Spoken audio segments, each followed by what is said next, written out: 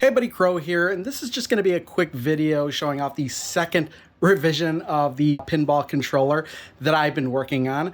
About 3 years ago, I created this box, which I was using for a pinball controller for some time, and I decided that I wanted to make another one, primarily because this one was getting a little bit hard on the hands to use. After a while, I'd start to feel fatigued. I wanted to make one that was a little bit more comfortable. I came up with this, and if you've seen the video I did from 2 years ago, where I was showing off this one practically has basically all the parts that were in that one and this one, including the encoder board, with just some modifications and some new wiring in there. Now, this video isn't going to be me telling you how to build one of these controllers. In fact, what happened was I was in the garage, I happened to find some spare wood, and I was like, hey, I wonder if I can make a controller from this. And I basically hobbled this all together, and then every time I thought I was done, I just kept adding more and more stuff to it. So yeah, I basically made the frame. I wanted to have it a little angled down. I rounded off all the corners of this thing, and I moved the buttons around just to make it a little bit more comfortable. So like the arrow keys are more on this side because I wound up using my right hand for everything. So basically all the buttons are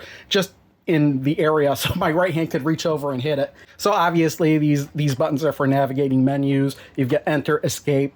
Up at the top here, just various camera buttons and enhancements on or off for like pinball effects, and just whatever else I decide I want to use these for. The blue buttons on the side here are really meant for like activating power-ups in pinball effects games.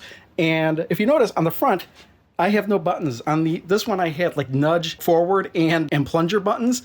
But I decided to put them on the top of this one because every time I wanted to plunge a ball, I'd have to remove my hand all the way down here. And I'm like, why would I have to do that when I could just use my thumb? I could put the plunger up here. So basically just enter, and this is enter. I had buttons on the back of this one. I decided to remove those entirely because I was only using them for nudge back. And Pinball Arcade was the only game that actually had that as something you can map a button to, and I never used it, so I just eliminated that altogether. While I'm talking about the buttons, you'll see that I have 4 buttons on the side here. That wasn't originally intended to be that way. I was originally planning on having 1 button for flipper and 1 button to hit for nudging. What had happened was I put this as the flipper button, and I had some extra room, so I was like, hey, I could use a second flipper button here, even though really nothing really uses it anymore other than some older tables in Pinball Arcade. So that accounts for these 2 buttons. But what happened was I was testing this out, and I felt this was way too far forward. So I moved the flipper button over here, and then I made this the second flipper button, and this is really unused at this point. It's not even hooked up. So this is more comfortable, but still in the future, I may actually decide to move this button a little bit more closer to in between here. After I had made that change is when I had decided, hey, you know what? I have this old bar from an old pinball machine that I actually bought from the Pinball Expo last year for this specific reason. So I went ahead, cut that down to size so it would fit on here, spray painted it, same color I had spray painted this stuff. And then to get rid of the gap here, I put in some polymer clay, hardened it. And then as I was putting polymer clay in, I decided, hey, you know what? I could shape this a little bit more to make this a little bit more comfortable. And this is really comfortable now.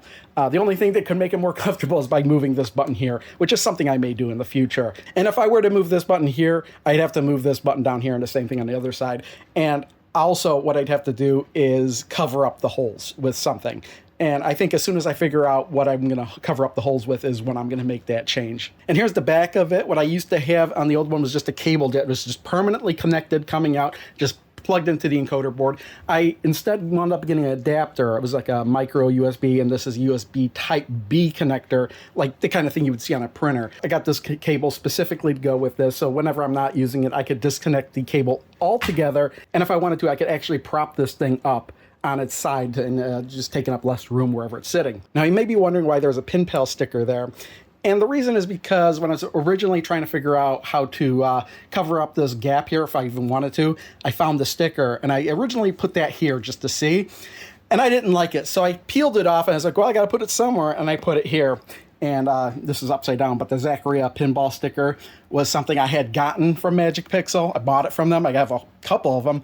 And I had it on this one. I just peeled it off and plopped it on here. And it's a really good quality sticker, so peeling it off and plopping it onto somewhere else, it's still sticking really good. And there's no indication I had peeled it off. So let's open this thing up. I'll just show you on the insides really quick. And before I take this off, I'll just show the bottom here. I painted this little section here gold. So when I take the bottom off, when I go to put it back on, I know which way it's supposed to go. And there we go. That's what the insides look like with the bottom off. Yeah, I just said that the blue ones weren't really connected to anything. But I got some new wires. This has got a silicone shielding on it, and it was really nice to work with. It doesn't kink or bend permanently or twist or anything, and it was really easy to strip the wires I needed to. And this time I actually bothered to just put clips on everything so I could remove them and reattach them if need be. And this encoder board is the iPAQ 2. I'll put a link to that in the description below. You could use it as a keyboard encoder or joystick encoder. You could program the buttons to do whatever you want. Forgot to mention that I actually put in the posts so I can actually just mount this thing to the post here. Before, what I had done was just mounted it with two-way tape. So this is a lot better than before. And there you go. There's the adapter for the back of the thing. This is the controller I will be using going forward. It's very comfortable. Although I could make it more comfortable. I probably will make some modifications to this in the future. Obviously, I have to be using this one because there's no way I could use this one anymore. But yeah, I just wanted to make this video as an update that I did make a new controller, basically from the parts of this one. And I've been kind of teasing pictures of this thing on my community page and whatnot. And I just wanted to make this quick video. So there you go. See y'all next time. Bye.